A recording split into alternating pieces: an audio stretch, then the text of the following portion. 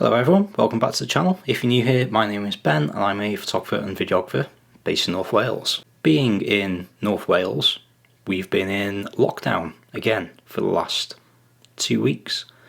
So I've really not left the house for those 2 weeks. I've not really had anything too exciting going on, and honestly I've just been chilling out a bit. I've not been writing any scripts or video ideas or anything. So today's video, I'm just going to be taking some photos in my garden. It's getting on for sunset now. The sun is really nice and low in the sky, and it's autumn, some lovely golden brown colours around. So I'm just going to challenge myself to use one lens, in this case the Sony 85mm f1.8, one of my favourite lenses. I'll do some photo and some bits of video as well. It's also sort of a little bit of a test for this camera. If you've followed the channel for a while, you'll know I've mainly been shooting on Sony a7Riv, a pair of them, for the last year or so. But this is now my only Sony a7 III, because maybe 2.5 months ago, I picked up this camera, the Sony a7R IV. I have to say I am loving it so far. Pretty much everything ergonomically is just better compared to the a7 III, and even though it's a obviously megapixel beast, that is not at all why I bought the camera. And in fact, even for video, I've used the a7R IV for every single bit of video since I bought it, rather than the a7 III. So I'm going to head out into the garden, take a few photos, a few little bits of video, see what we come up with.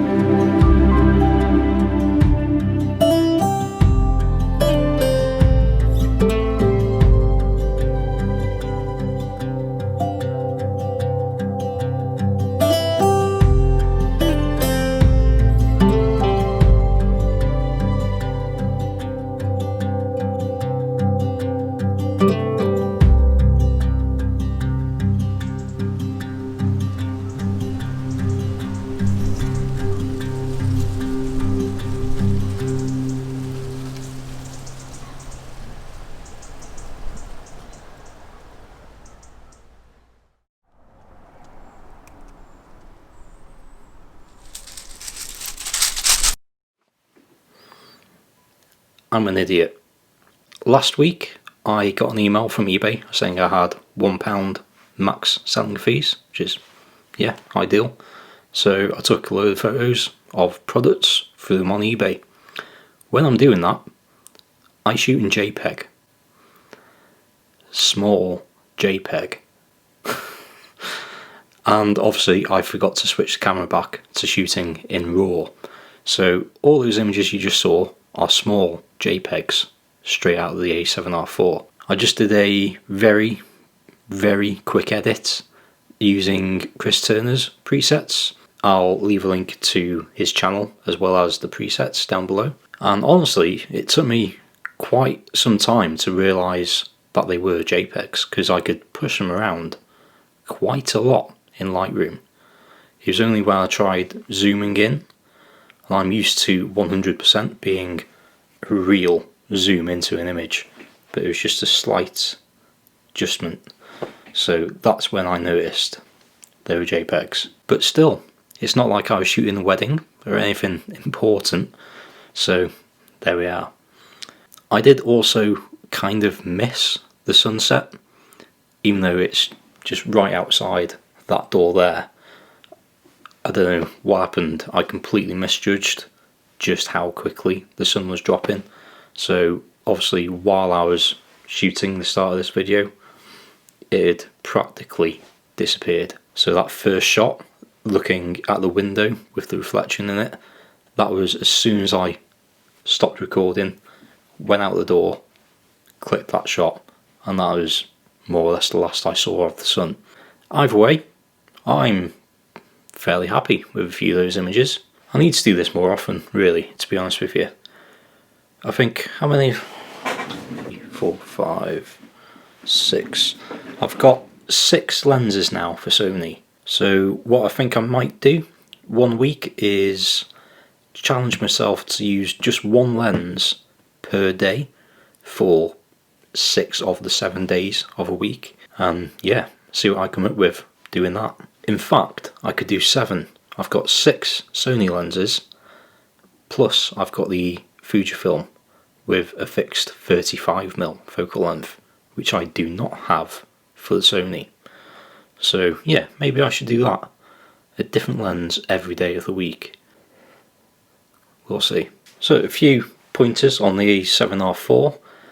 Even shooting small JPEGs, I am very happy with the quality of images that are coming out of it. I wasn't necessarily going for compositional mastery this afternoon with these photos, but the level of detail and the room that I have to play with small JPEG files, it's impressive. Like I mentioned before, resolution is not really what I was looking for buying the a7R4. I was looking at the a7R3 for quite some time, which would obviously now be cheaper as well, now that the R4 is out. But on the whole, I'd say the R4 is a very worthy investment.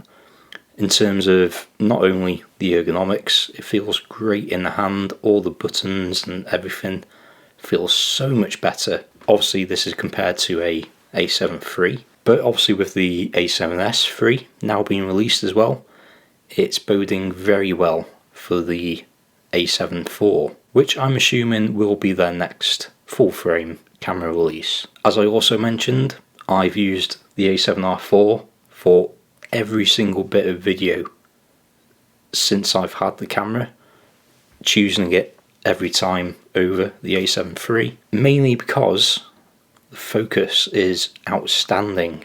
It's fantastic in photo as well, that's a given, but in video it just has not skipped a beat at all. Obviously this is also about knowing your focus system, learning how it behaves in different scenarios, but once you've figured it out and you've done your little tweaks in the focus menus for both photo and video, set up how you want it for how you shoot, it's flawless.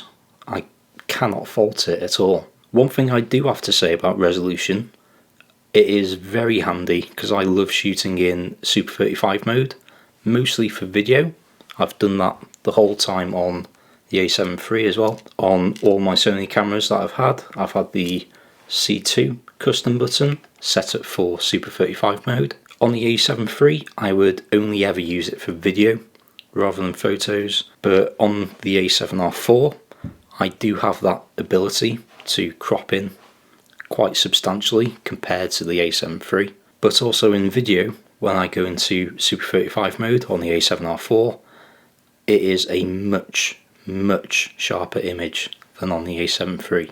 So just having that versatility without the loss of quality, that is really why I've used the a7R4 for all of my videos since I've had it. And as for the lens, 85mm 1.8, I'm still loving this lens, but I have been eyeing up the Sigma DGDN for Sony. From all accounts that I've seen, it is a fantastic little lens. Especially shooting on the a7R4, I would love to have that little bit more light entering the lens for low light conditions. It doesn't perform as well as the a7 III. Obviously much more pixels, much smaller pixels, less photons are being captured. But not only for low light, it all around looks absolutely gorgeous, the images that I've seen coming out of that lens. With this 1.8, if you are shooting quite open around f1.8 towards f2.2, 2.5, you will see chromatic aberration. It is fixable, but I'd rather not have it. And the 85 can fall off quite a bit in the corners at times, which doesn't seem to be much of an issue for the Sigma. And yes, it is twice the price of this lens, but in reality I could probably still sell this lens for £400 maybe, £500. I'll have to do some research, so that's a significant saving off a brand new lens. Either way, I'm rambling now. Like I say, I've just been chilling out a bit this last couple of weeks really. One final bit of news, the iMac down there in the box that you cannot see, it has been sold, it's being picked up on Monday. So yeah, that's the end of that. I'm rambling again.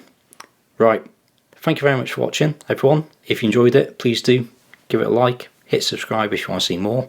I will be doing another video probably on the a7R4. I did do a review of the 85mm f1.8, so I'll leave the link up here as well as in the description below.